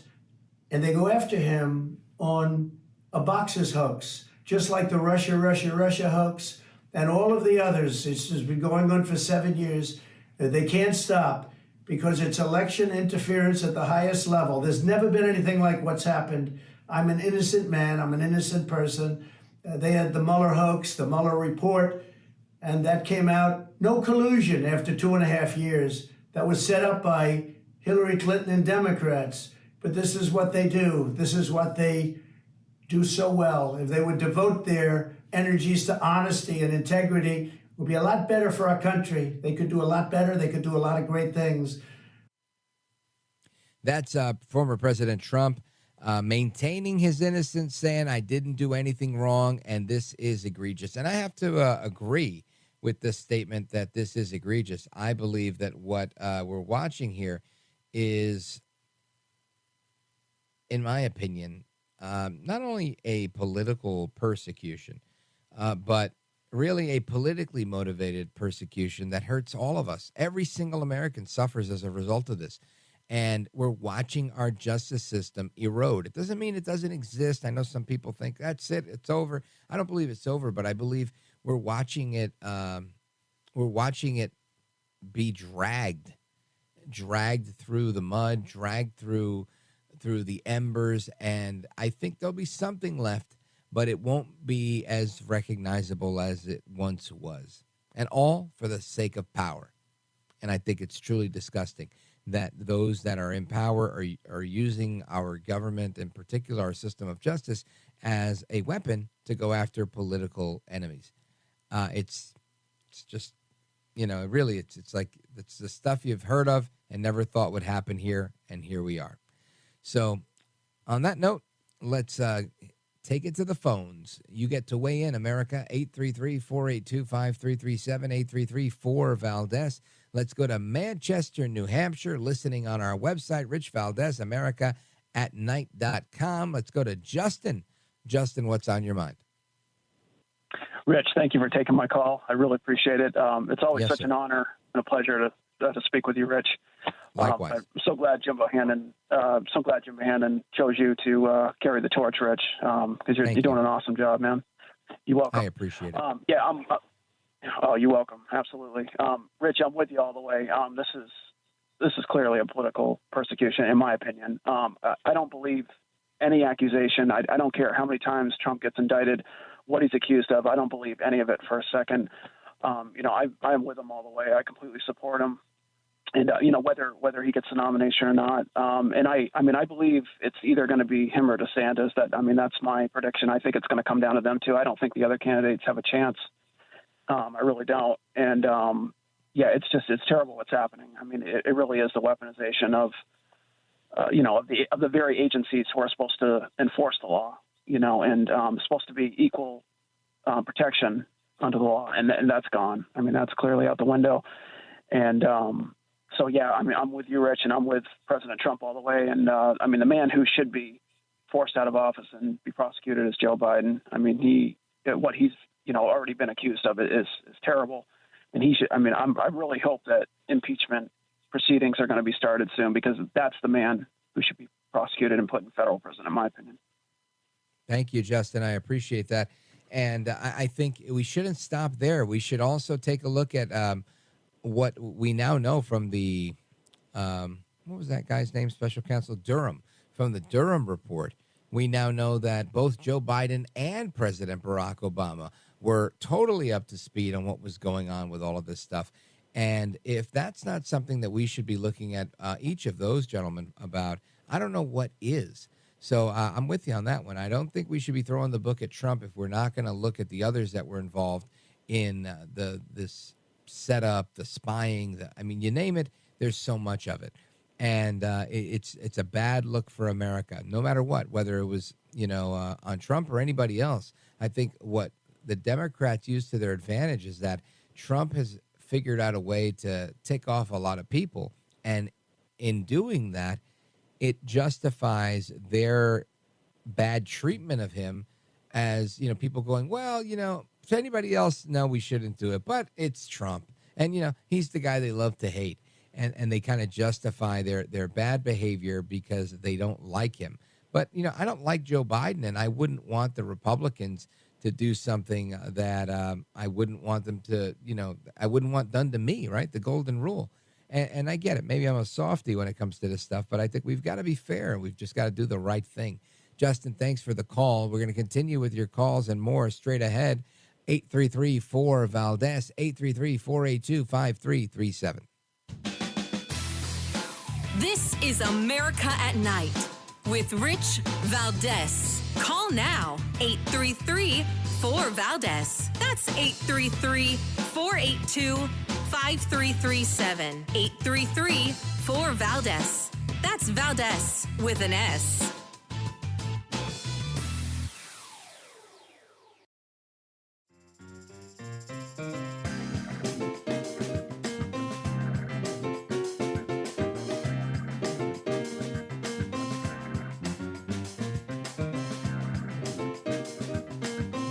He's brown, he's bald, and he's breaking it down. It's America at Night with Rich Valdez. I don't think ever in the history of human endeavor has there been as fundamental potential technological change as is presented by artificial intelligence. It is staggering.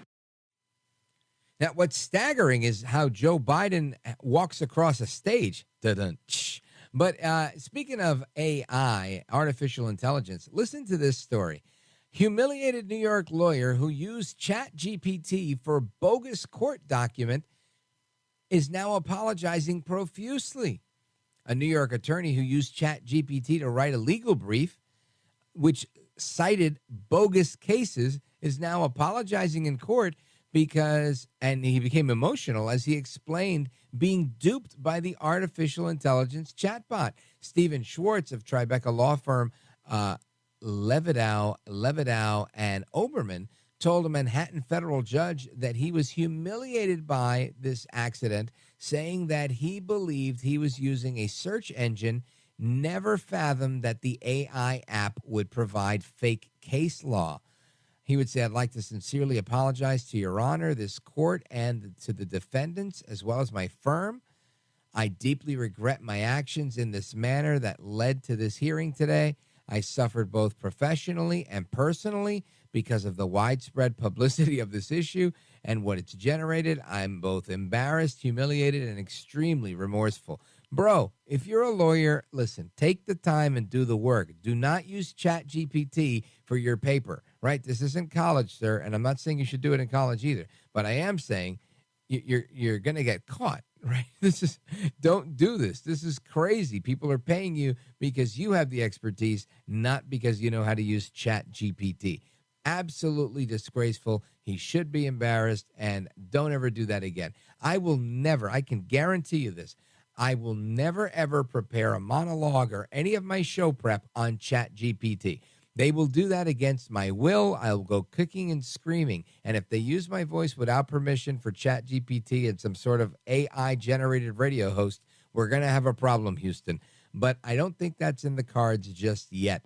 But we'll see how that goes. But for people volunteering to replace themselves by AIs and robots, no thank you, sir. Shame on you.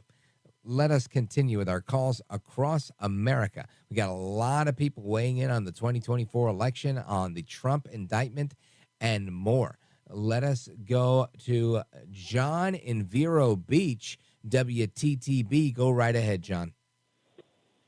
Oh, yes, Rich. It's always a pleasure and extremely informative, your show.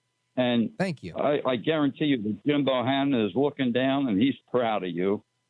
That's one of the nicest things anybody's ever said. Thank you, sir. God bless you. Anyway, I had this friend and his lovely wife, and over years they struggled and they built up a business, a rental business, and they had 12 units. And during the COVID, everyone that was renting from him, they were all protected. They didn't have to pay their rent. Yeah, they called it the moratorium on rent. Exactly. And he filed papers ad nauseum, to get reimbursed through the government so-called program thing. Mm-hmm. And the government was slow walking that terribly. So he was getting nothing in return. And he was slowly just going into a bankrupt situation. So I finally said to him, I said, look, you're being bled to death. This is an attack on small business, on middle income. So I said, what you do is offer your tenants a buyout. Yep. Buy them out. And back in 2008, John, I just want to throw this in there. There was several banks that were going through this, that were like trying to foreclose on people. And they came up with something called cash for keys. And they figured out if these people are just trying to hang out here and not pay their mortgage so they could have money for a deposit to get an apartment, we'll pay them $5,000 just to leave, as long as they give us the keys to the house so we can foreclose it and they don't destroy it and whatnot. And many banks were doing that. And it seems now you've got individual landlords doing that because they can't get any money out of people. So they're like, listen, I know you owe me money, but I will pay you to leave so that you have the money for the deposit on your next apartment because I need you out. Isn't that crazy, John? Yes, it's absurd attack on the middle income is what it was through the whole. They used the COVID thing as an excuse. And I agree with that. Put people on. It's another thing of putting people on the government dole. It was also an opportunity to expand the strength and the power and the reach of government. You had the government, literally, we had to stop them by way of the Supreme Court. I don't know if you remember, but they were like, no, the Department of Health or HHS or whichever one it was. They were saying, the rental moratorium. And the court said, excuse me, this is not a health matter. People have to pay their bills. This thing is over. And it was just amazing what they were doing in the name of COVID. John, thanks for the call, brother, and for your kind words. I appreciate it. Let us continue. Let us go to Becky, Bloomington, Illinois, listening on Rich Valdez, AmericaAtNight.com, streaming the program. Becky, how are you? I am just fine. And you know what? You're the best. I love your show. You've done a wonderful job being taken by, Bohannon's place. You've done a great job. Very kind. Okay, now, what I want to say is back in 2016, I had never voted in my entire life. But when it came down to Hillary and Trump, I said, that's it. No Hillary. So I signed up to vote. I went there to go vote. And the woman told me, I have my card and everything, but the woman told me, oh, you're not here in the book. I said, yes, I am. I have my card. Now, we had been standing there talking prior to that, another woman and I said that I would never vote for Hillary. So I was going to make a point to vote for Trump. Well, the one that was doing this, she had heard me. So as minute I got up there, she couldn't find me. So I told that one woman standing there, I said, go get that cop that's standing outside the door. Within 20 seconds, she found my name. So I was able to vote, and I voted for Trump. There's no way on God's green earth I would have voted for Hillary, and I still wouldn't to this day. Anyhow, fast forward. They have done nothing but harass this man from day one. He got in office, but they've done nothing but to harass him ever since. And they're not going to quit now. So a couple of weeks ago, I heard on the radio, I don't even know what I was listening to, what they're trying to do is they're going to fix it so there was only going to be rich people and poor people. And if they can keep Trump from getting in there, there'll be a middle class. But they don't want that. They want rich and poor. And so that way they can control the poor. They can tax you to death or give you what you need, right? Either way, you're kind of you're on the hook there. And I see how that goes. Very interesting. Thank you, Becky. I appreciate it. Let us continue. Actually, can we continue? It's kind of short here. 2-minute warning. 2-minute warning. Yeah, I think we could do 2 minutes over here. Let's go to Stan, South Line, Missouri, listening on KNSI out of Minnesota. Hey, Stan, welcome. You're on with Rich Valdez. Go right ahead. Hi, Rich. Thanks for your call, screener, for you for taking my call. It's South Line, Michigan. Okay, that's where I'm calling you from. Yeah, that's me. Yeah, but I'm listening to you. Go right ahead. Oh, that's okay. So anyway, the reason I'm calling you, Rich, is because you know what? Every Republican leader in the House, McCarthy, DeSantis, all of these guys should be screaming right now about this, Trump being indicted. Not only that, I believe McCarthy did put out a very forceful statement, but I agree with you. Everybody should be outraged. It's an outrage. Yeah. DeSantis is like, what kind of statement was that? Oh yeah, and you know the rest of these guys, I don't even know where they're going, but they should all just get off the stage because Trump's going to win this thing anyway, and this is just going to help him. But they all just get off the stage in support of him because he made all those guys anyway, Rich. You know what I mean? He made them all. And if it wasn't for him, they wouldn't be where they're at, especially like Pence. You got to be kidding me. This guy's going to come out. You know what I mean? He wouldn't be where he is right now if it wasn't for Donald Trump. Oh, I think that's very true. A lot of them have a debt of gratitude that they owe to Trump. But I'll say this, that I think, there's ambition in politics, right? People always want to move forward. And sometimes that's how it works. So interesting points. I'm going to address a little bit more of that on the way back. Of course, I also want to talk about the small business and the credit crunch for small business owners. We're going to get to your calls and more. I see calls from Georgia, Brooklyn, New York, Lansing, Michigan, Akron, Ohio, Baltimore, Maryland, and more. 833-4-VALDEZ is the phone number, 833-4-VALDEZ.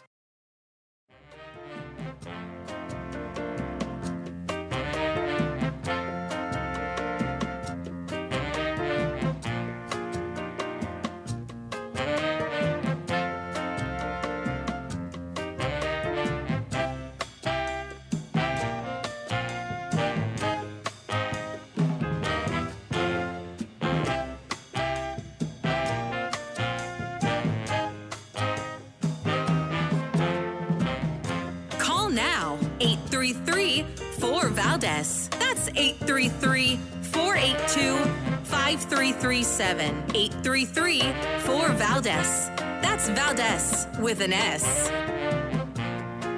So a couple of weeks ago, I mentioned about a friend of mine who lives in Paris, France. His name is Regis Chevalier. And he had mentioned to me through a Facebook article a couple of years ago, maybe 2021, that there were these little tent cities popping up under the Eiffel Tower. Well, I mentioned that on the air, and then somebody dropped a comment, as I always invite them to, online saying, Rich, you're misinforming the audience. That is not, in fact, the case. I live in Paris, France, and there are no tent cities here. And I had gone on to say that this was happening at the height of the immigration crisis that they were having, and there were knife attacks all over the place. And I didn't really get to respond to him online. But I thought it was interesting, and so I wanted to double check myself, and I did. I double checked, and it was true. There were tent cities all over the place, not even just under the Eiffel Tower, but even in downtown Paris, and other big cities in France. Well, lo and behold, that's still a thing, and it's not even the tent cities.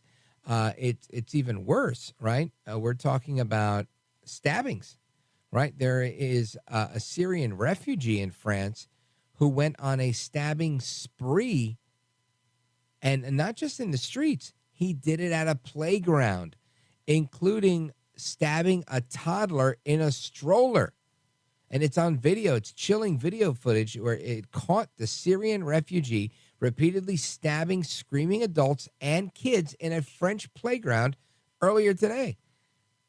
One of them was a toddler in a stroller. The 90-second clip shared online shows the man repeatedly running at people in the picturesque alpine town of Annecy, injuring at least 6 people, including 4 kids under the age of 5 years old, and they were left fighting for their lives. Police later blamed 31-year-old Syrian national with legal refugee status in France for the attack that President Emmanuel Macron called an act of absolute cowardice.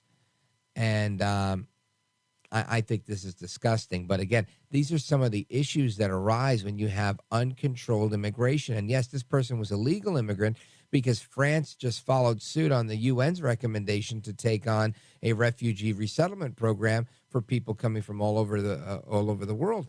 But you can't let everybody into your country. You just can't. People's rights to come into a country don't exist. It's your right as the citizenry to say we want to help somebody out. But nobody has a right to just march into your country. Anyway, we're talking about small business, the Trump indictment, and everything else we've discussed tonight. Let's go to Georgia. Georgia. Let's go to Joe. Joe is calling us from Jonesboro, Georgia on WGKA. Joe, welcome. You're on with Rich Valdez. Go right ahead. Hello, how are you today? I think I'm doing well, that thank you. I think that most of these problems we're running into are actually being engineered. It's going to be necessary for each individual group, social commentary, social institution to develop defense systems of their own. And I don't mean violence. I mean you need to have a fund set aside for crisis intervention so that when there's a plague or when there's a tornado or when there's a hurricane or a tidal wave, each individual group can have its own resources to fall back on. You can start by giving your people debit cards that can help them through crisis, food, medicine, clothing, things like that. I agree with you that we need to be prepared, Joe. We've got to be. I'm sorry. Go ahead. Yeah, but what I'm saying is mostly these problems are being engineered. I think the terrorists are changing their faces and their disguises. They were freedom fighters. Now you see them coming out as stabbing victims and school shootings and actually spreading biotoxins throughout a civilization. They have become more sophisticated and they're becoming more aggressive in their political demands. And now they don't even want to demand. Now they just want to kill. So you have to increase your own personal and social defense systems. You can't just rely on government because government is overburdened, overtaxed, and they've been infiltrated a lot. The people who claim to be patriotic are actually the ones causing some of the problems. Got to be prepared. I agree with that, Joe. We've got to be prepared, be ready, stay alert, and be vigilant. Big shout out to everybody listening in Jonesboro, Georgia. Thanks for the call, Joe, on WGKA. We continue. Let's go to Tony. Tony is in Baltimore, Maryland, WFMD in Frederick, Maryland. Tony, go right ahead. You're on with Rich Valdez. All right, let's come back to Tony. It sounds like there was an audio problem there. Let us go to Frank. Frank is in Akron, Ohio, WNIR. Go right ahead. Hey, thanks, Rich. Doing a great job. Thank you, sir. This is going to be an uphill battle to take back of America. It's going to be an uphill battle. Either we stick together or they're going to hang us separately, okay? The military-industrial complex, along with the oligarchies, have taken over America. They've done a vertical, horizontal integration deal. And so that they've robbed us, and they're robbing us of our heritage, They're robbing us of our vote. They're robbing us of our liberty. And they're just eroding away. It's our erosion. So, and I'm a Trump voter, and what Mr. Trump says, God bless him, he's an all-Americana. You know, he's a great American, as far as I'm concerned. And this division, and I'm not going to, they're going to play this political Potomac two-step on America while they do this division, the military-industrial war complex, along with the oligarchies. People like Dow Chemical and other big corporations, corporate world. Mm-hmm. They've slowly taken over America, and they've got us in death grips. And this is going to be an uphill battle war. I agree with you. Or we're going to end up in a civil war right here in America.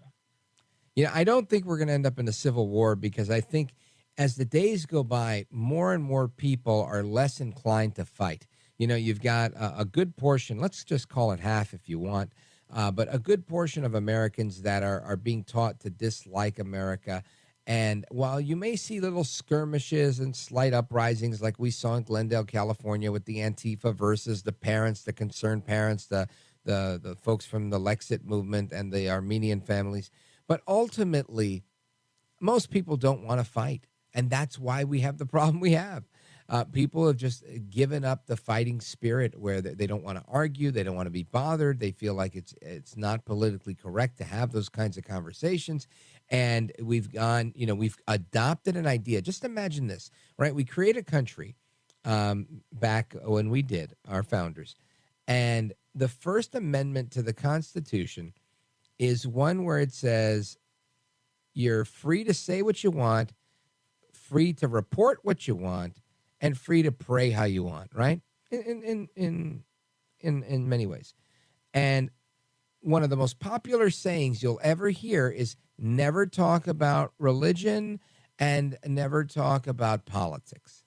I mean, it's unfathomable to me that we are literally a country where the very First Amendment to our Constitution is exactly that. To talk about religion, to talk about politics, to have that liberty, but yet we've been suckered and brainwashed, so many people. So when you have a culture in society that's taught you to go against what you were actually founded to do, this is where we end up, in a place where it's like, well, look, you can do that, but don't do that. But it's okay if you're a man and you identify as a woman, or vice versa. That's okay. And it's okay if your children want to do the same. That's fine. It's actually a good idea. You guys could both switch. Mom can become dad and son can become daughter, and that's good in this new world of ours, but not ever doing any of that while you talk about religion or politics. And lamentably, that's exactly where they are, and that's how they're stealing the culture. That's how they're stealing the country. It's not even theft, honestly. We're just getting bamboozled right out of it. It's like taking candy from a baby. They make sure you don't know your history, and the next thing you know, you're giving up your rights. Frank in Akron, Ohio, WNIR, thank you for the call. We're going to take a quick pause right here before we get to the rest of your calls in Michigan, Brooklyn, New York. Let's see, who else? Baltimore, we got Tony back. Let's see, hopefully we can get him on this time. A lot more to come straight ahead. 833-482-5337, 833-4-VALDEZ. This is America at Night with Rich Valdez. Call now, 833-4-VALDEZ. That's 833-482-5337. 833-4-VALDEZ. That's Valdez with an S.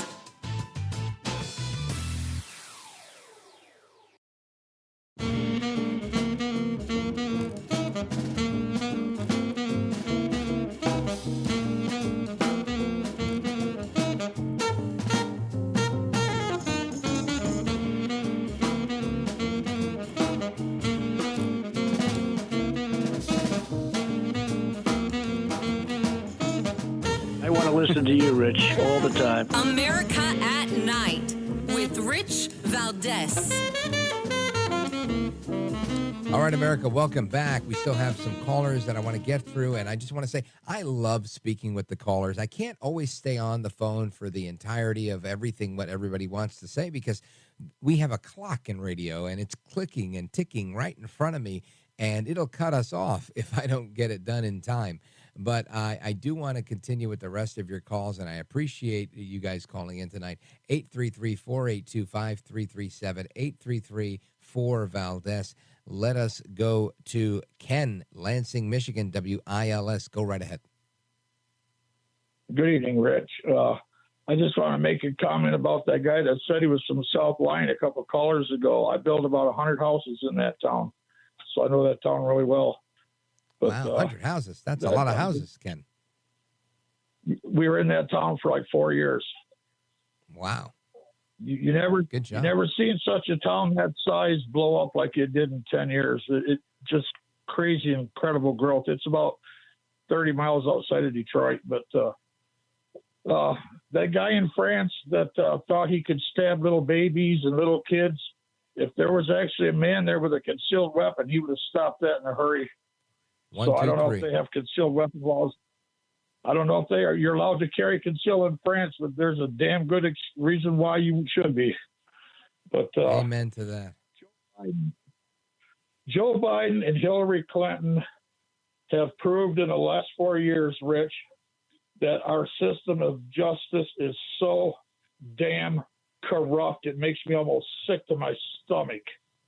I'm going to say just a little bit about myself real quick. I spent 6 months in a county jail for having marijuana in my house when I was on probation for other marijuana. Well, the marijuana I had in my house when I was on probation was CBD marijuana. It was not the type that would get you high. It didn't do that. It was medicine. It didn't matter to them. They stuck me in jail for 6 months, and 2 weeks after I got put in jail, the state of Michigan approved recreational marijuana. Unbelievable. So the irony of that is crazy. What do they say? Some guys have all the luck, right, Ken? Oh my God. It was just ridiculous. You know, I've got 2 dogs that are like my children. So I had to have a family watch my dogs for 6 months. Someone stay in my house for 6 months. So people didn't mess with it, but it just, you know, how Joe Biden can get away with what he's doing and how Hillary, they're talking about Trump having documents, this and that. Right. Boxes of paper. How in the hell has Hillary Clinton gotten away with what she has with a computer and a server in her bathroom at her house that she smashes with a hammer to pieces and a phone? And her excuse for that is, oh, I didn't want anybody to see me and Chelsea's wedding plans. Well, for one thing, not it's to illegal mention, for you to... she added that she used bleach bit, her words, not mine, in order to finish it off. And you know what? Your point about the concealed carry, no private citizen, no civilian is allowed to carry any firearms in a concealed manner in France.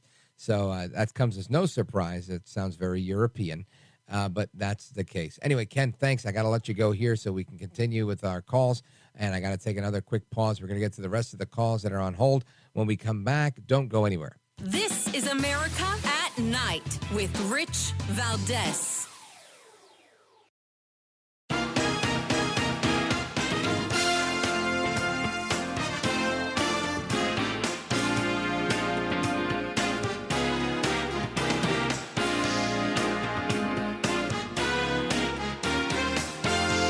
No hair, no care, and live on the air, it's Rich Valdez.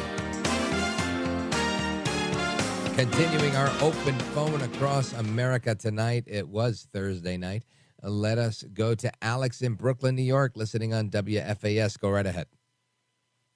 Hey, Rich, thanks for taking the call. About what the previous caller was saying about how all these people like Hillary Clinton and Joe Biden, they get away with everything. Last week when he flipped over Joe Biden on the stage, some people were saying, oh, you shouldn't make fun of him because he's an old guy. And I was like, no, I'm making a hell of a lot fun of this guy because he belongs in prison. And just because he got away from being in prison, he shouldn't get the treatment of just an average old person. He got away with it. He should be sitting in prison because of all the crimes he's done and for the way he's destroyed the country. If we would have done just a little investigation with an open mind, with a fair justice system, he would not be in office.